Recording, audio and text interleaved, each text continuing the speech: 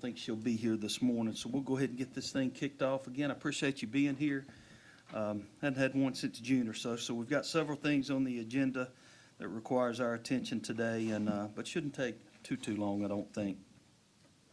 Before we get started, I'm going to ask Dr. Autry if you'd mind leading us in a pledge, and Mr. Beatty, if you mind leading us in a opening prayer, please.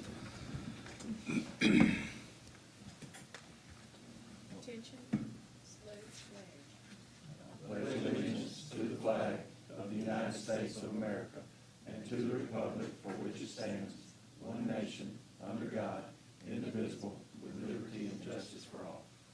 Let's pray. Father, thank you for this day. Father, we give you the praise and honor and glory. Father, thank you for the coolness in the air, change of the season, all gifts from you. Father, I pray that you'll lead us today, Lord, that we'll make the right decisions for our school system and our kids, and that you'll give us godly wisdom. In Jesus' name, amen. Amen.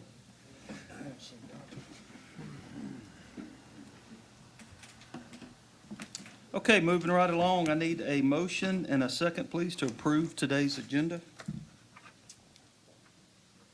So moved. Second. We've got a motion and a second. All those in favor say aye. Aye. Any opposed? All right, opening remarks. Mr. Geis? Just want to thank everybody for coming.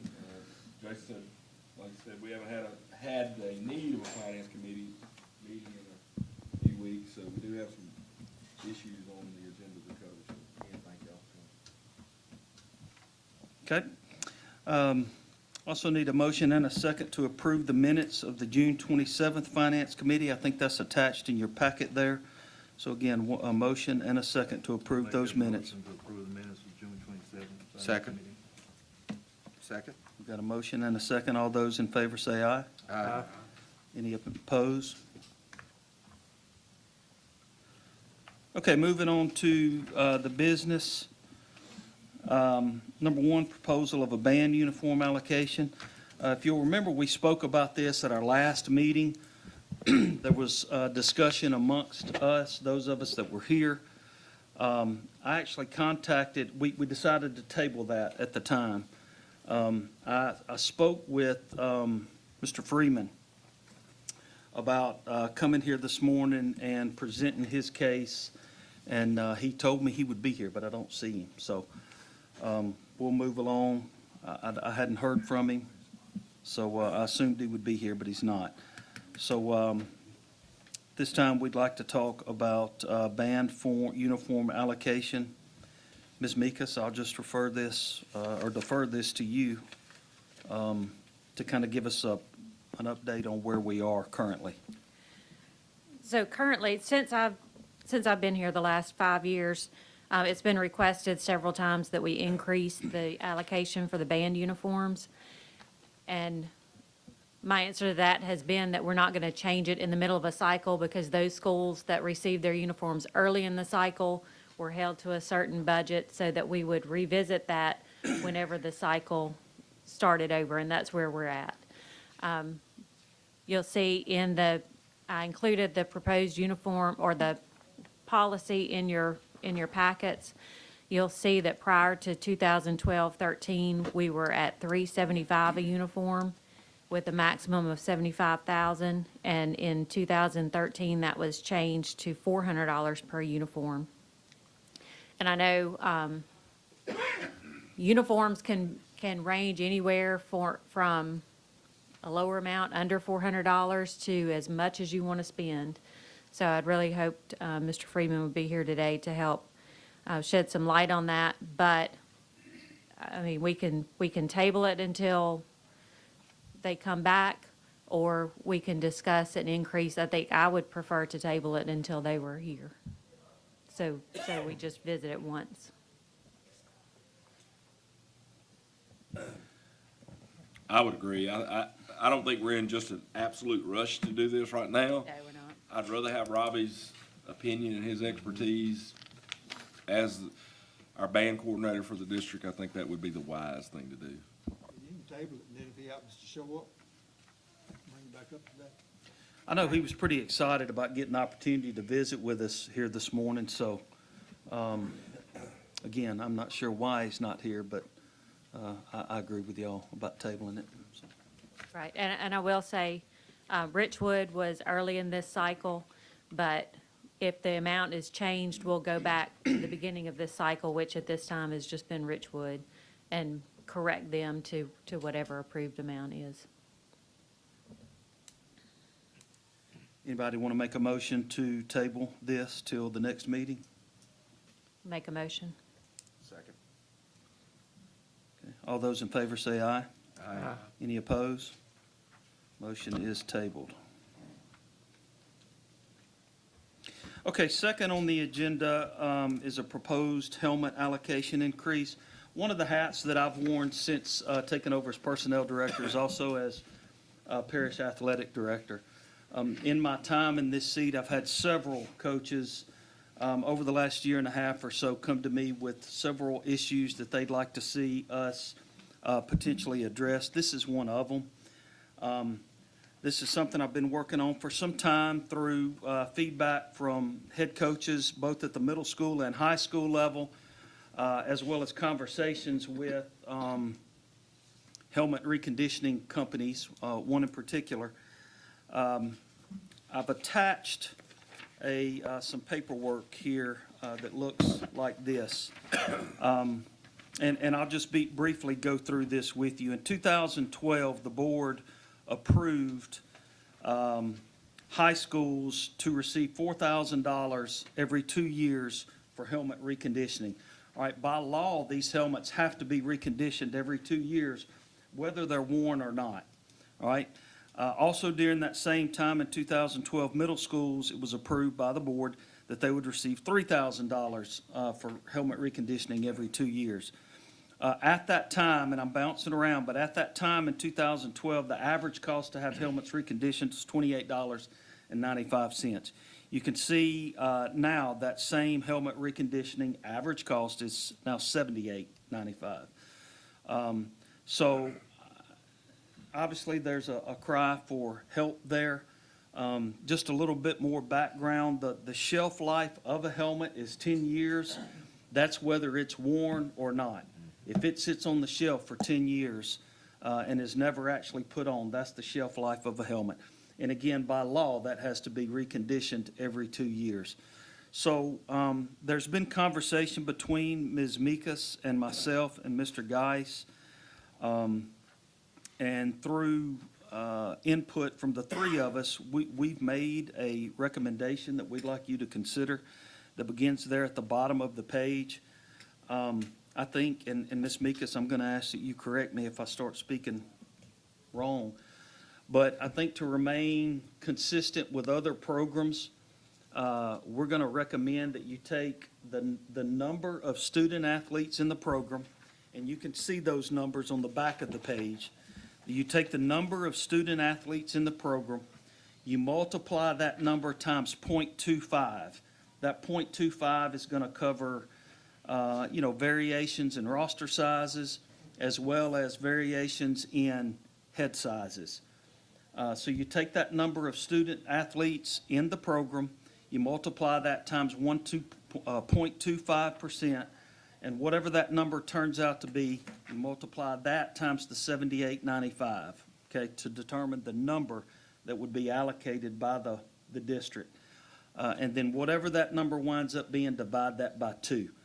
And I think Ms. Mikas, and I'll let her speak on that, it was just easier for her to budget yearly other than every 2 years. Am I saying that right, Ms. Mikas? Yes, that gives us a more even budget allotment so that we're allocating roughly the same amount every year rather than one year we have nothing and the next year we have, $125,000. And also it seems that just from a little bit of feedback that we've had from the coaches, not every helmet is on the same rotation. So this gives them money every year for whatever helmets they have to be reconditioned. I gave an example at the bottom of the first page that I provided you there. And that example would be if there were 100 student athletes in the program, you multiply that times the 25%, that would be 125 total helmets, times the $78.95 would give you the $9,868.75 total. You pay half of that year one, half of that year two. That's kind of the idea here. Would any unused portion in the first year roll to the second year? Yes. Okay. That, I mean, we could do it that way if they have more in one year than the other year, but their total allotment and still, and some may be the opposite, so that still allows me to budget. Are you okay with that, Mr. Thompson? I am. Yes, So Jason, in the past, the school board has also paid for these helmet reconditionings. yes, yes. And we went back and pulled the numbers from when this was originally done in 2012, and because we wanted to see what the intent of the board was, and it appeared that the intent of the board was to cover the whole cost.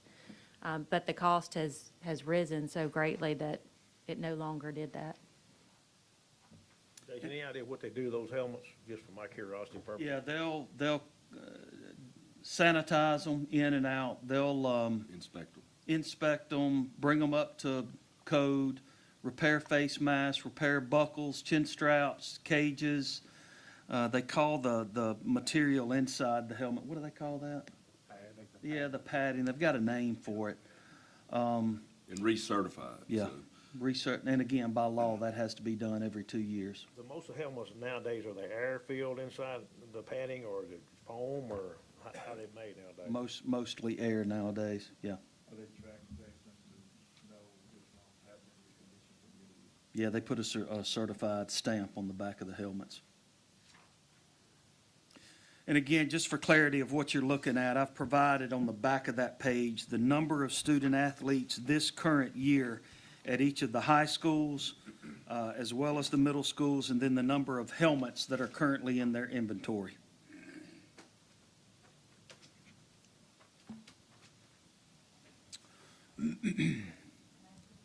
Sure. So if you roll that over, if the school has money left over, then they roll that over, will that, at school, in their account, have the same amount? Will it keep going, or are you gonna limit it? Just as a thought. We would limit that. We would keep up with it, just like we do the other student allocations, to make sure that we're only, So they don't accumulate any more money in their account. right, it would be on a 2-year rotation. We don't anticipate much carryover. Just asking the question. Yeah, it's some schools have 2 sets of helmets, and some have double the amount of helmets that they have per kid, but this formula we came up with to try to be fair to all the schools and to keep it reasonable for the board to pay this cost, that will pay for the helmets that they're using, just 1 set, plus enough to have some on the shelf if one breaks or if they need a different size.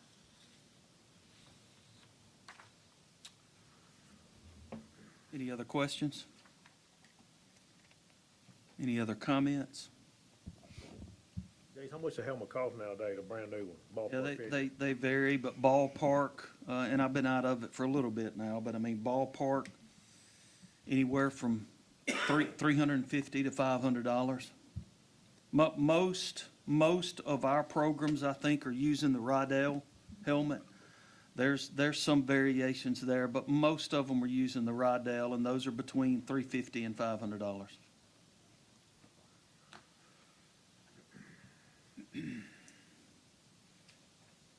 Any other comments or questions?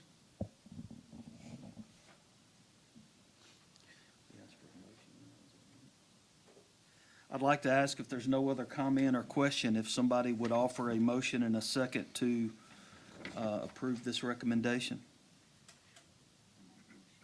Second. We've got a motion and a second. All those in favor say aye. Aye. Any opposition? Motion passes. Thank you very much. Appreciate y'all.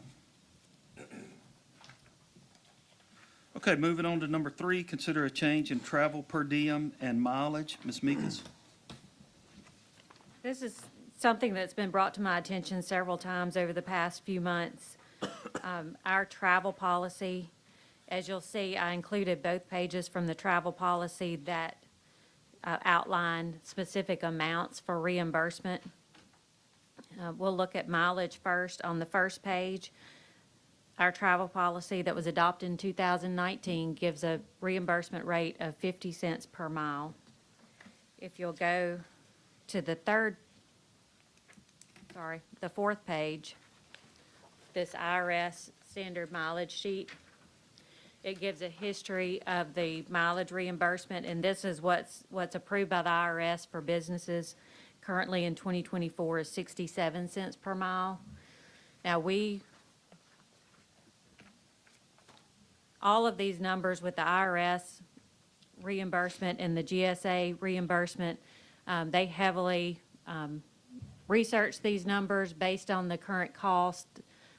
Not only, the mileage would include everything from oil changes to tires to gasoline to all of those things. And this is what they're saying is a reasonable rate to reimburse per mile is 67 cents. Now, on the meal reimbursement, I've actually gotten more calls about the meal reimbursement than the mileage. If you'll look at the top of the second page, we had specific amounts in the meal reimbursement for regular in-state, high-cost in-state. Anything out-of-state, we're already following GSA, which is a federal government website. And then we had high-cost in-state was Lafayette, Baton Rouge, and New Orleans. But if you look at the third page that looks like this with the GSA numbers, you'll see that the rates have significantly increased, as we would expect with prices over the last few years, and that the only high cost in the state of Louisiana currently is New Orleans. So my recommendation would be to follow the IRS reimbursement rate, to reword our policy. If you look at the first two pages, there's red writing and blue writing. So the red writing is what's currently there that would be removed, and the blue writing is what would be put in its place, and that's on the first two pages. So my recommendation would be to go from having a rate of 50 cents stated in our policy to state that we would follow the current IRS rate. And then with GSA, with the meals on the second page, that we would go from a specific rate outlined in our policy to following the GSA rates as are outlined by the federal government. So those rates are typically updated by IRS and GSA once a year.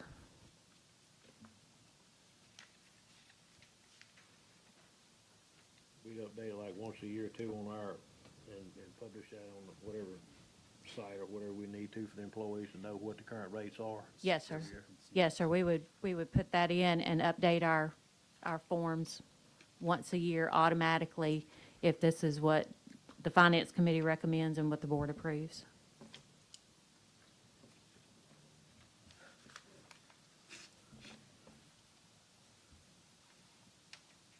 So just for clarity, Ms. Meekus, the travel mileage would go from 50 cents to 67 cents, Yes, sir. and then the meal allotment everywhere other than New Orleans would go to the 16, 19, and 28. Correct. But the policy would actually not state the specific numbers, but there'd be an attachment maybe that Correct. could be amended each year. The policy would notate GSA rates the same as it does now for out-of-state. And then our form has the specific rates listed on it, so we would update that each year.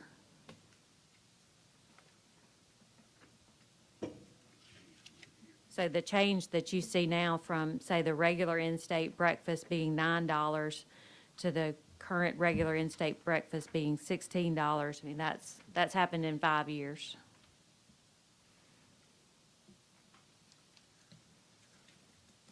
Any questions or comments? When would this go into effect? Start of 25 or? As soon as the board approves it. I would say as soon as the board approved it, we would make the changes. I'm definitely in favor of it. As somebody that travels a few times a year, I can say that most places in the state, you're probably going in the hole on your per diem for food. I keep up with it on trips out of town. Get a half a sandwich instead of a whole. Yeah. And as far as cost to the district, I think overall it would be a non-material cost to the district because all of our travel, including hotels and airfare and all of that's coded to the same account.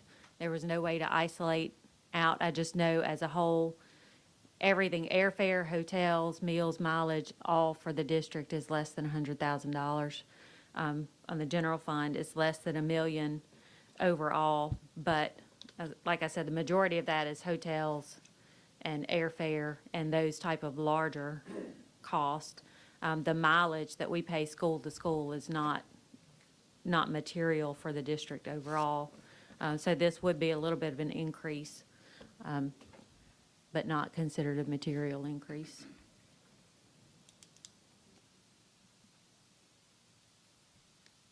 Any other questions or comments? On that, IRS standard mileage rates, under 2023 mileage rates, what is the charities, the medical, and the movement, what's that referring to? Charity use and medical, military, so charity use would be, so if someone was claiming that they were donating their mileage to a charity, say they had gone and driven some miles for work with the charity, they would be able to deduct that 14 cents a mile. And the medical or military moving is just that. You're allowed to deduct. Right, that's what they're allowed to deduct on their taxes for those miles.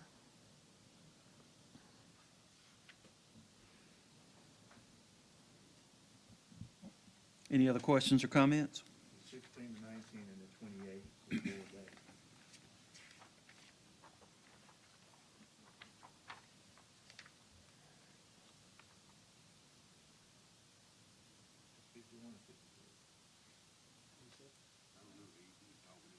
It's 46, and then that, the GSA adds in that incidental expense, which really wouldn't apply to us.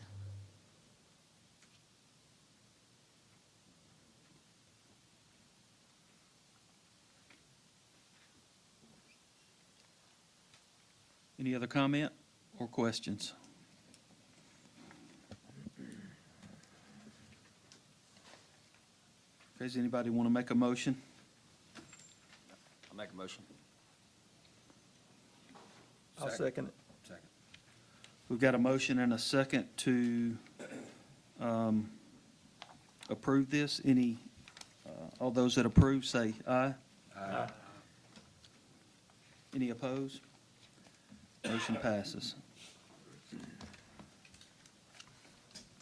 Okay, finally, number 4 on the business agenda, to discuss signage allocations for name dedications within the board. Mr. Manley? Thank you, Mr. Thompson. I had talked to Todd about this issue, and he felt, and I did too, that we should bring it to the Finance Committee and get some feedback from them on it. Probably a couple months ago, the board approved naming the Sterlington High School football field after former teacher and principal Dale Ashley. And as a result of that, I was made aware that in the past, the board did not pay for that signage cost to put up in recognition of that person. And it was designated to each school to do. So I told Todd, in my opinion, as a board member, since it was per our policy and was approved by the board in recognition of a special honoree in our school system for the building to be named, a field or a band room, whatever it may be, that I felt like the school board should be the one paying for the cost of that signage. And I wanted me to bring that to the Finance Committee. Now, I do think if we decide to go forward with it, I do think we might need to consider maybe some limitations on the amount paid for the signage, because, some people could get more elaborate than others, so, and that, I want to kind of open that up for discussion here at the Finance Committee and get y'all's opinion on it. I'm not real sure how much, I want to say Coach Doty said the sign out at Sterlington was going to cost about $2,500 or so, I'm thinking, to be fair to everyone and have enough money to do a proper signing in recognition of the honoree, I would say probably $2,500 to $3,000 limit on each particular sign. And also, I want to kind of point out, my personal belief is that we shouldn't be retroactive going back and paying for previous signs that the school's already paid for. I think the board, once we adopt the policy, let that be from that point forward, and not try to go back, because we can go back decades and start reimbursing schools for signs, so that point had been mentioned in the past, so I want to make sure that, that's my request to start it whenever the board approves the policy at that point forward, so I just wanted to kind of open it up for y'all's comments or discussion on it. I think it's, you know, it's a nominal fee, in my opinion, for committee approved, principal recommended, honored for the particular person that's being honored, so I think it's something that the school board should want to pay for. So I'll just make that and open it up for y'all's discussion. These are drawing signs that hang outside the building? Yeah, yeah. Or do the same thing or the same amount for a sign, say for the band room that's inside the building? Well, I just say put a limit of, you know, like the ones we're talking about is going $2,500 cost, now that's tentative, okay? Well, Mr. Thompson I think he got a confirmation on what Sterlington paid for the sign on the scoreboard. And that's, How much was it? $1,200. 1,200? But now the one that, we're gonna pay out of the bond money, okay? We're gonna put one on the stadium, kinda like Coach Shiles has got over here in West Monroe. And that one's around $2,500, okay? So the school's already paid the $1,200. I agreed to pay out of the bond money that we had left over at the Sterlington High School, close to 20. I hadn't got a final figure on the one on the stadium press box, okay? And Coach Doty said he felt like $2,500 should cover it. You know, and I don't want, we're talking about a maximum amount here, you know? And I don't, you know, the time I've been on the board, Todd, you might be able to help me on this. I mean, you know, we can only approve signage or. we can only approve twice a year, October and April. Like twice a year, and in the last 5 years, how many have we had come up? In the last 5 years, we've had several. We've had a run with several in the last 5 years. And my only concern, I'm certainly not opposed to the board helping. I just think we need to make sure that we have some guidelines because some folks may get very elaborate versus others that may not. So there needs to be a cap for Regina's budgeting purposes. There may even need to be, I don't know if we need to put a cap each year. She doesn't need to drop 10 on her at one time, and I don't think that'll ever happen, but. Well, and I understand the concern there, and I'm not the one that's gonna go out and spend a lot of money too, but as I was thinking about this on the way over here today, in our last board meeting, we had $30 million in M&O and 32 million maybe in general fund, okay? And when you got that kind of money in the general fund, I'd hate for us to kind of take a real cheap approach on recognizing people with a signage allowance at a school. That's just my personal opinion. I mean, if the board feels that a person is worthy enough to be honored or recognized in a building or a field or a band room to be named after that person, I think the board, up to a certain limit. That's just my personal opinion. On your M&O though, the problem that I know about is we have so many chillers and coolers that are so old, they're going out to cost hundreds of thousands of dollars that we need to, I think, talking in maintenance, we already, call them, that we need to put on some kind of plan for that. And also we have regular maintenance in our schools that need to be addressed that aren't being addressed. So I think that money could be well spent in our schools. Todd, you want to address that or anything? Well, I think Mr. Hemphill can certainly add, but I think we are addressing a lot of our maintenance issues. The coolers and chillers that she's working about, that hasn't been brought to me, but we certainly can look at that. But I agree with Mr. Manley. This is really not going to be a huge cost. I just want to make sure we do have some guide rails as moving forward, that we just don't open it up and some become much more elaborate than others, because then that's going to open up another whole can of worms. So moving forward, so.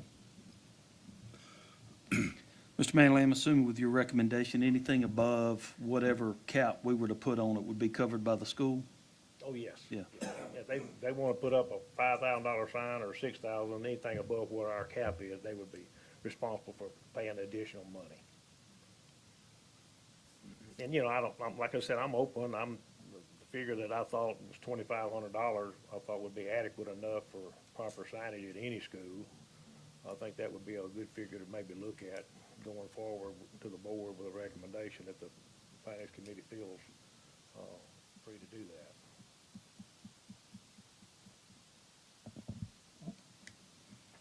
You looking for a motion? $2,500? Yeah, I'll make a motion that we'll go with 2,500 on the I sign. second that. So we've got a motion and a second to approve the $2,500. All those in favor, say aye. Aye. Any opposed? Motion passes. All right, I see Mr. Freeman's walked in. Give me just a minute. Okay, does anybody want to make a motion to remove business item number 1 from being tabled and now add it to conversation today? I'll make that motion. Second. Got a motion and a second. All those in favor say aye. Aye. Any opposed? Okay, so back to number 1, proposed band uniform allocation. Mr. Freeman, if you want to come forward. We were worried about you, Robert. So was I. My air conditioner went out and leaked all over the floor, and a guy said, "I'll be out there in a second." And I ran out there and totally forgot about the meeting. I'm sorry about that. Am I correct in the current rate of funding is $375 per uniform? Is that what I see in italics here, or is it 400 now? 400.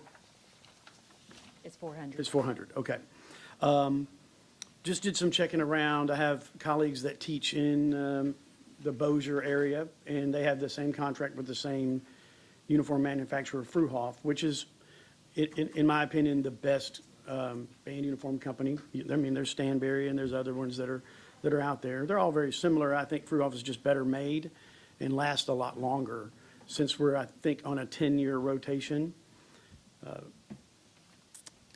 The $400 per uniform really doesn't allow for much with the cost of materials and labor. I believe that Bossier has about $490 per uniform. It's either $490 or $5 per uniform. They use a projected, the number of students plus maybe a projected number of band students over the next several years to determine the cap on that. They don't necessarily have a cap of, let's say, a maximum amount of $80,000 for each of the high schools. Uniforms, can vary wildly in price depending on the accessories and stuff. One of the schools across the river is currently working on a uniform that's $1,300 a piece, which to me is absolutely exorbitant. But $400 won't really buy you much more than bibbers and maybe a jacket that's very plain. What my colleagues' experience is, they have a budget that's a little bit higher per uniform, with the understanding that if they add some accessories, i.e. a drop on the side of the band jacket or a Shako hat or whatever instead of an Aussie hat or whatever, that they kind of assume that expenditure. If they want to add some, gauntlets or whatever, that they're responsible for that and not part of the actual band uniform per unit cost. And I think that, while $400 is appreciated, I just don't think that it is enough to really do much of anything with, other than just the absolute most basic band uniform. I would propose that we would move, I think $500 would be much more in line with something that we were able to get maybe 10 or 15 years ago.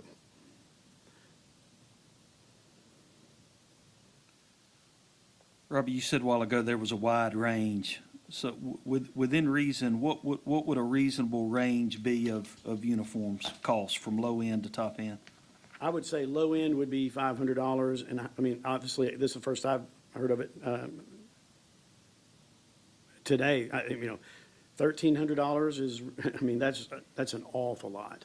I would say for us, anywhere between that $500 range and really the low end, and that's basic, to maybe $750 would be a decent uniform with accessories.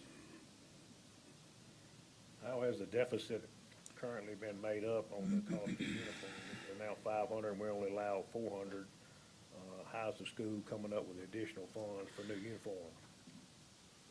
At West Monroe, we assumed, because there's a cap of, what, $80,000, I believe, or $80,000, there's a cap.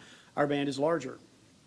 And we hit the $80,000 cap before we hit the end of kids. And so we basically had to rely on the school to cover the gap. And then our band boosters had to sling nachos and raise funds through concessions to pay the school back over 3 years, and we just paid it off last year.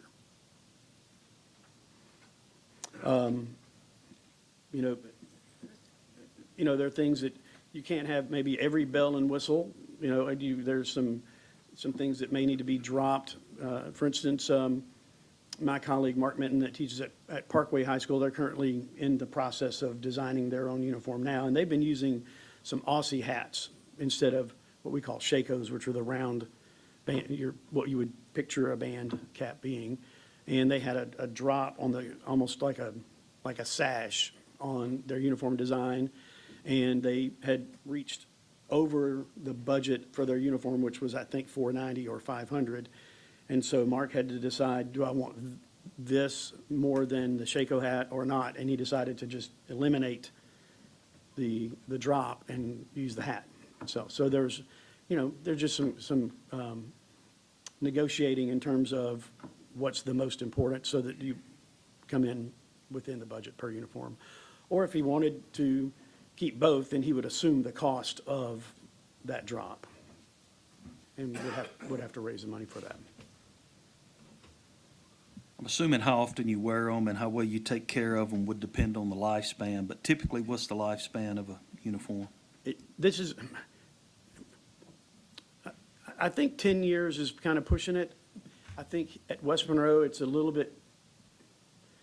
bit different because we have band moms who haven't had a kid in the band since '89, who are still volunteering and take extraordinarily good care of uniforms. So some of our uniforms that are 20 years old look exactly like uniforms that are brand new. We just made a design change for this past uniform, and they look brand new now, and I would anticipate that when the rotation comes back around again, we would probably just keep that same uniform and maybe add some sizing deficiencies that we have, because we have people that really take good care of them. Schools that don't take as good care of them, I think 10 years is probably pushing it to make those last that long. I know we're on a rotation basis on buying school uniforms, for band uniforms Yes, for sir. the schools. How often do we buy, say, like West Monroe or Ouachita, a band uniform? We're on a 10-year rotation. 10 years, every school? Okay.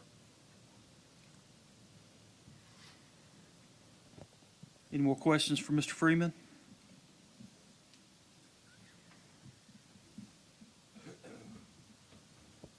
Thank you, Mr. Freeman. Thank you, sir.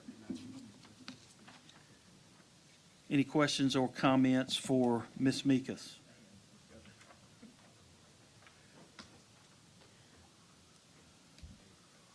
I think I would make a recommendation to increase the allocation to 500 per uniform and keep the structure the same and increase the maximum related to the increase in the per uniform cost.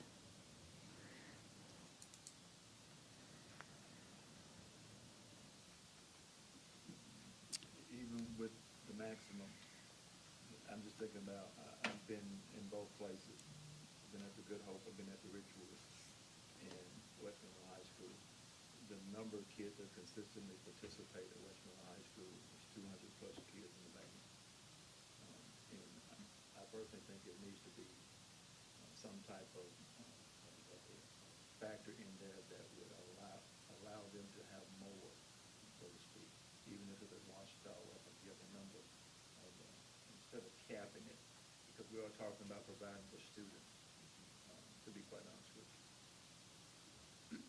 you. There is, in the current policy, there is an accounting for a small school, i.e. less than 50, being allowed to have an additional 40% overage, and then larger schools, an additional 20% overage. Talk about that cap though. Well, but that's what plays into the cap, right? That's really what defines the cap, is that overage. Right there. So I'm looking at the student enrollment. So for West Monroe, which would be our largest, Robbie, you had something? Yeah, you mentioned Ouachita. Ouachita's experiencing a tremendous amount of growth in band these last couple of years with the new directors that are there. And they, this year, ran out of, they were at the very end of, they're using like every last nickel they have.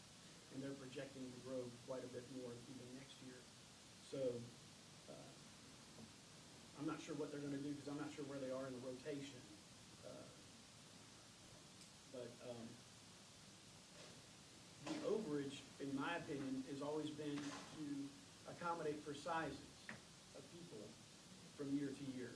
Sometimes we get students in who are, 6'2" and, 300 pounds, and we have a student who's, 4'1" and 80 pounds. But if we just buy the amount of uniforms that we have for the amount of students that we're projected to have, that sizing for that particular class won't fit the next year's group of students 4 or 5 years down the road. So some of that overage is to offer some additional sizes to fit them better. right, and that's what the 20% and the 40% cover. But not necessarily to cover the overage in terms of total membership of the band. If we have 200 members of the band, we're gonna hit that cap of $80,000 pretty quickly, and then we'll just have to raise the money to cover all the additional students that cap will cover. So, Even with the overage. so going by 20%. the current student enrollment that I have here and the, at $500 per uniform and the 20% overage, they would still be within the cap if that cap was raised relative to the increase in the uniform allotment. Basically doing one school per year and rotating. Yes, sir. You got 200 kids at $500, that's $81, $1,000. right. And then the overage. I mean, that's a lot to spend on somebody that's standing out there representing the school that you want to look good. So, I've no issue with it. I know we're talking about band uniforms, but also the benefits of the kids being in the programs themselves. Right. They take pride in that, and that equates to better students, better grades, being involved in extracurricular activities. I know it helped my son tremendously, and he was in band for 3 years, I think. It was a tremendous help for him, a tremendous help for me. Brought him out of that shell that he was in, so to speak. My daughter also participated at West Monroe High School, and I cannot tell you how beneficial that was as a parent to me, for them to be able to participate in something like that, and to have a unique situation like they have at West Monroe High School. Not knocking anybody else, but I know the parents that are up there that spend tireless hours repairing uniforms, and been there for years to do it. And I just think that the benefits that we're gonna get out of the money that we spend for these kids to go out there is gonna far outweigh the price of the uniform. I don't think anybody's debating that. We just need to make sure we come to a degree on, an agreement on the cap, what we're gonna recommend to the board, so. Well, and I agree with what Mr. Freeman said, and the adjustment of the cap. A lot of times that cap gets hit early, but I know of course, middle school's a little bit smaller, but it's still a large school. We run into that issue of we spend our money, but it doesn't account for the variation in sizes. Middle school as well. I mean, there's sometimes we put a field on the football team with like little giants out there wearing mediums because we ran out of, uniforms. So I just think, like he said, if we can just find a good adjustment for the cap to account for the $100 increase, and then also to the varying sizes of the different band programs. And then keep in mind that we need a little cushion for the growth of the program and then the variation of the sizes of the kids. I have a question just about the way this is administered. So in any given, so if this is West Monroe High School's year and they capped at $80,000, they get $80,000, do they have to spend that this year? Yes. So have we ever looked at, so in a year where, say, you got your allocation, how many uniforms are you typically truly need to be replaced versus ones that you can continue to use? Depends on whether you keep the same uniform or not, right? Yeah. And that's a good point. Then, the next time our rotation comes around in 10 years, we would kind of fill in with some different sizes and possibly, you have some accidents, you have, people that split, believe it or not, they'll split a uniform up, trying to march or whatever, and we have great parents that repair those, but sometimes they go beyond repair and you just wait till the next time and replace that, plus add to, if the band has grown, we'll add some more uniforms to cover that. And typically, it's Donna McCorkle, who has been kind of heading up our uniform committee, if you will, knows the sizing deficiencies that we have. Some years we have just some really small kids, believe it or not, and not enough small uniforms to fit them. Other years we have some much larger students that we just don't have, she's sewn together 2 uniforms before to make them work, so that we can accommodate that student. And so that's kind of kept in mind the next time that rotation comes around. So we order some to fill in those extreme sizes on each one. Robert, what's your recommendation on that? What's your recommendation? For, I'm not sure what The uniform. The cap. Oh, the cap? I don't know that the cap is a problem for schools that don't have a tremendous membership. I think the cap is, kind of fits. But I think at some point when, as the bands grow, they're gonna hit that cap pretty early and then be either not have enough uniforms to fit their students, or they'll have to rely on the school or some type of fundraising to meet that need. If you I had, think there ought to be some kind of cushion somewhere in there that could be adjusted based upon the growth. Virginia, tell me the rationale for the cap. The cap allows us to budget without just having an open-ended, whatever cost is turned in, dropped on us. So if we get into the year, because we may be well into the year, and I'm not opposed to raising the cap. I think I had mentioned that it would be raised according to the increase from the 400 to the 500, that we would do the calculations out and raise the cap. So I've just running the numbers on my phone. If we do that, then with the current enrollment that I have here, we're right at the cap, but we're still there. I mean, I'm kind of following along what everybody's saying here, and I think the board in our past policy has agreed to purchase a uniform up to a specific amount of money, which we're trying to go from $400 to $500, okay?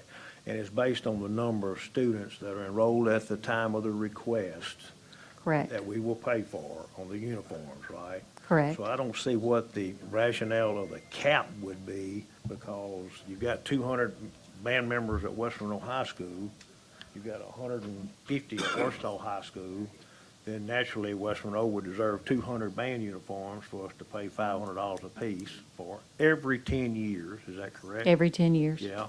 Ouachita would deserve for us to pay for every member they have at the time of the request for that band uniform. So I don't see the rationale on a cap.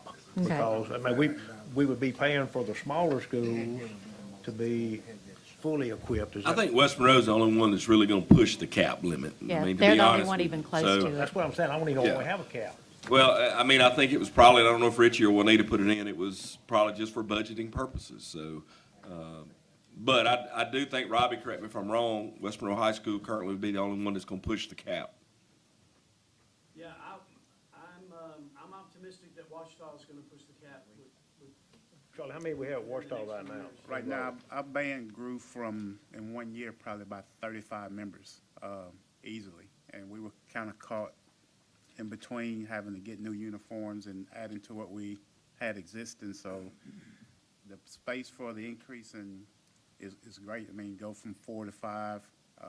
Like they say, Western Europe's probably going to be the bigger of the change, but I feel like we're going to continue to grow with our new band directors. And, I mean, it's a hot commodity on our campus now.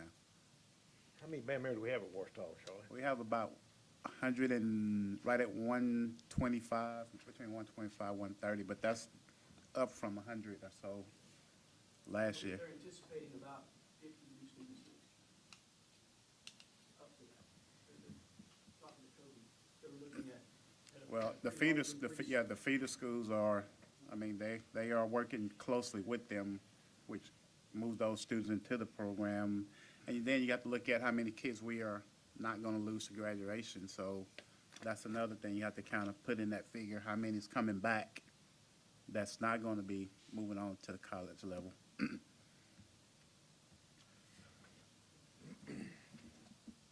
My thoughts are we do away with the cap and raise it to $500 per uniform. And the school board pays for the uniform per band member involved in any high school or middle school band in our district. And we maintain the 40 and the 20% overage. Pardon me? We maintain the 40 and the 20% overages for sizing. Yeah.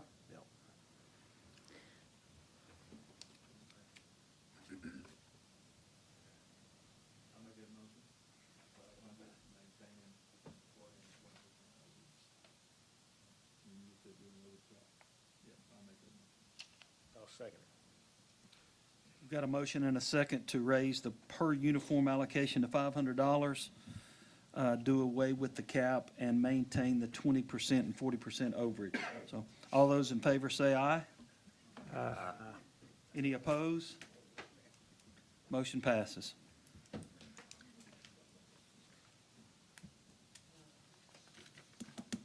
All right, any other comments by committee members before we adjourn? Our next regular meeting date will be Tuesday, February 18th. Obviously, we'll put information out as that gets a little closer. Mr. Geis, you have anything? All right. Again, thank each and every one of you for being here. Thank you, Mr. Freeman, for coming. I need a motion and a second to adjourn. I move we adjourn. All those in favor say aye. Aye. Thank you again.